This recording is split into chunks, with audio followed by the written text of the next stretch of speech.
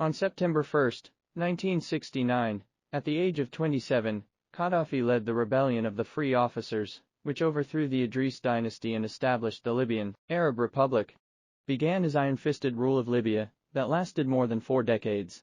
The Lion of North Africa has been able to maintain stability at home, but has done a terrible job of foreign policy. When the United States and other countries sent planes to bomb Libya, no country offered to help him, and China, as one of the 5 permanent members of the United Nations, began to call Qiaoming after receiving the news early. Finally, Libyan fighters are deeply sorry. So how did Gaddafi's Libya make such a mess of diplomacy? The purchase of atomic bombs from China in 1970 was also due to? What's the reason? Why doesn't China like him either? Welcome to the fishing ground of trade. In this video we take a look at the lion of Muammar Gaddafi in North Africa. Friends who like trade, remember to do more thumb up and comment thank you. To understand how Gaddafi's foreign policy ideas came to be, you need to stand on a higher plane. If you look at the history of Libya, the traditional Islamic culture and values, and his own perception of the modern world, are a combination of qualities that together constitute the basic inclination of Gaddafi's diplomatic philosophy. Gaddafi's diplomatic thought comes from Libya's history, the influence of Islamic tradition, the influence of Nazirism and so on. Libya has long been the victim of a series of invasions and enslavements, and was colonized by Italy in 1911. Under Fascist Italy, Mussolini's choice of Graziani to lead his army into Libya and his brutal tactics have crushed the Libyan resistance, including the Senussi cleric. Under Mr. Graziani, some 12,000 Libyans were killed each year, and herders were caught up in various brutal persecutions. And because his father and uncle had been sentenced to death but narrowly escaped death, some 300 members of Gaddafi's tribe were forced to flee to neighboring Chad. Such a growing environment gave Gaddafi a strong national feeling and an understanding of the outside world. In addition, the harsh living conditions in the desert made Gaddafi develop a simple and unyielding character. And Gaddafi was born and raised in a time when nationalism was spreading rapidly across the Middle East. In 1956, Egyptian President Abdel Nasser announced the nationalization of the Suez-Iraq Canal, and defeated the war of aggression jointly launched by Britain, France and Israel. The Algerian people's struggle for independence against the law also won. All these are the youth of Gaddafi inspired, deeply inspired, Arabian nationalist consciousness awakening, and eventually become the Arab national unity thought of the disseminator and supporters.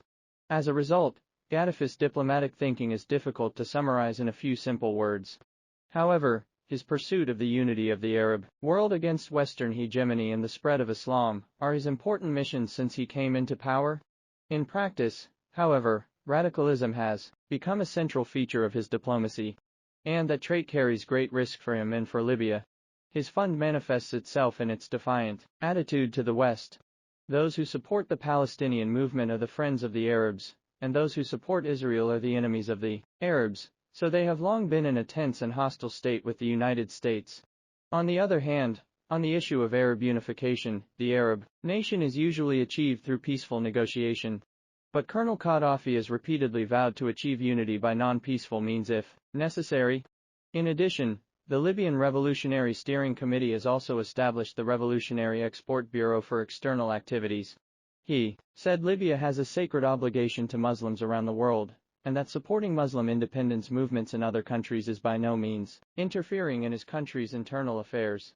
At a rally on February 17, 1983, he vowed to unconditionally finance and support any clandestine revolutionary movement that emerged in the Arab world. He also informed Arab rulers, who was supporting the American arsenal, Arab oil, Islamic oil. He has even sent stern letters to Mr. Shetrab's government and to Gulf rulers. Clearly, this aggressive style of the Garabedian world is seen by many countries as a danger to stability in the region. To make matters worse, neither Chairman Mao nor premiers who like Gaddafi because of his distinctive style. In the early 1970s, Nasser was telling Gaddafi about the differences between Arab countries and Israel in the comparative use of traditional Chinese weapons. Gaddafi heard this and felt that there was nothing to be afraid of. Israel has only 3 million people and we have 100 million people. We should immediately launch a total war to wipe out Israel. Nasser patiently explained to him that this was impossible because neither the Soviet Union nor the United States would allow a situation that could lead to nuclear war. Israel, on the other hand, would not hesitate to drop atomic bombs on the Arabs in a conventional war. Do we have atomic bombs? Gaddafi asked. Nasser's helpless reply was no. In March 1970, the second most powerful man in Libya, vice chairman of the Revolutionary Command Council, Jalloud, made a surprise visit to Egypt. His purpose in borrowing Nasser was to ask Libya about the possibility of helping Egypt buy an atomic bomb. Jalloud said, Chairman Gaddafi wants to give the nuclear bomb to Egypt to use. Nasser looked stunned. You're going to buy who? President Gaddafi knows that the US and the Soviet Union won't sell to us, but China, which also has nuclear weapons, might, Mr. Garode said. As far as I know, nuclear weapons are never for sale, Mr. Nasser said. But Jalloud refused to give up, saying, we don't want a big bomb, we just want a tactical bomb. Despite Nasser's repeated attempts to dissuade him, Jalloud was determined to go to China, and when he arrived, Premier Zhu received him and explained to him. China developed and tested nuclear weapons in order to break the nuclear monopoly and nuclear fraud of the superpower. Nuclear weapons are not for sale. But this is only a superficial rejection of Libya. In fact, Chairman Mao had already had his plan in mind when he was informed of the news of Jalloud's visit to China. He knew that with China's technology and productivity at the time, there was no way they could make multiple bullets like for SOS. Our atomic bombs are only for national defense, neither for fighting others nor for doing business. And Chairman Mao out of Gaddafi himself do not think he is too arrogant, specifically told Premier Zhu not to arrange their meeting with him. Originally, at that time, every third world country leaders to China, Chairman Mao will be out of Liege personally entertain. In hindsight, however, Chairman Mao's unusual behavior made a lot of sense. As Premier Zhu and Jalloud were talking, Jared was very smart to play the Taiwan card against us. If only China would sell them the atomic bomb, he said, they would immediately break off diplomatic relations with the Republic of China on Taiwan and establish diplomatic relations with the People's Republic of China. How could Chairman Mao not hate such rogue diplomacy? Despite the rejection of the Chinese nuclear bomb, this was not the end of the matter.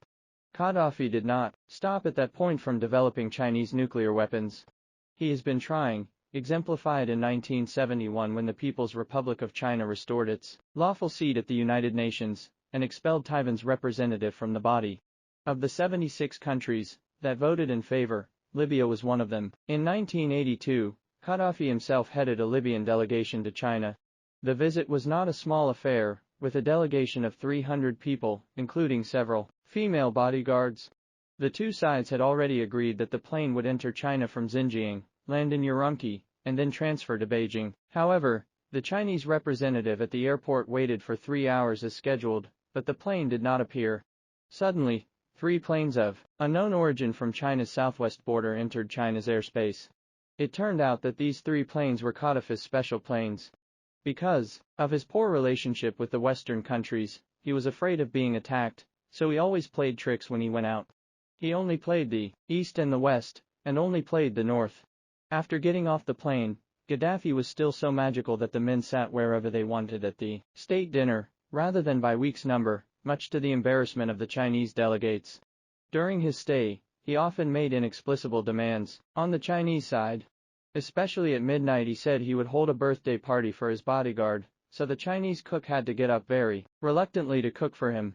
When the dinner was finished, the cook himself became nervous. How could China sell nuclear weapons to such a reckless leader? Unsurprisingly, Gaddafi's request to buy atomic bombs was once again rejected during his visit. This is the first and only 11 times that Gaddafi has visited China in his life. Only 4 years had passed since the establishment of neutral relations. However, the later Colonel Gaddafi did not insist on being his own anti-American fighter, and in 2003 he declared that Libya was renouncing its plans to develop weapons of mass destruction. He also accused China of helping Pakistan to build nuclear weapons, and gave Chinese instruction books to Britain and the United States in order to change the course. It turned out that these Western powers were on the same side as China. When it came to containment and proliferation, the American representative was even more helpful. He said that Chinese was one of the official languages of the United Nations. It was not surprising that the instructions were written in Chinese. Colonel Gaddafi is hitting the hoof of a horse. This, combined with Libya's long-standing anti-American stance, helped to break up Britain and it was the Riley Republican Army that offended Britain. By singling out Zada for civil war, antagonizing France, openly supporting independence, and antagonizing Russia, Gaddafi had left Libya in a desperate position. It can be said that Gaddafi's own people have not died. The tombstone has been erected. Such an export ghost may be hundreds of years to produce one. To Libya, Gaddafi was a patriot, a nationalist, a nation builder. Having held on to power for 42 years, making Libya one of Africa's richer countries, is proof that he is not a mediocre man. But in his political life, his faults are too fatal to be remedied by his virtues, and his fate in the wilderness may be his best.